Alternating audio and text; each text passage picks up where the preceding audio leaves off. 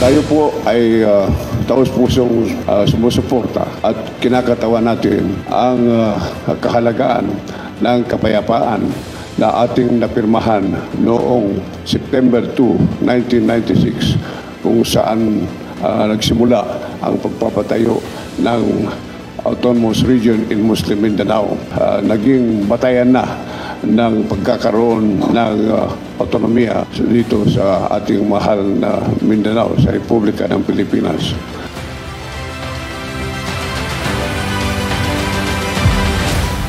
Pagkakaiba ho ng Bangsamoro Party sa mga ibang partido, kami ho ay may klarong plataforma de gobyerno.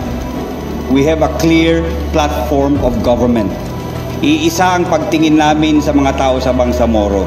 Pare-parehos ho tayong constituents ng Bangsamoro.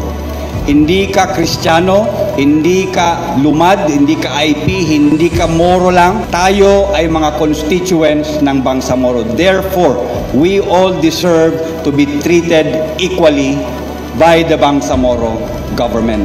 Ninanais namin na mapalakas yung self-governance na nakamit natin since the signing of the 1996 Final Peace Agreement. Isang malakas na sariling pamahalaan, doon nag-uugat ang mabuting pamamahala. Doon nagsisimula ang moral governance, doon nagsisimula ang good governance.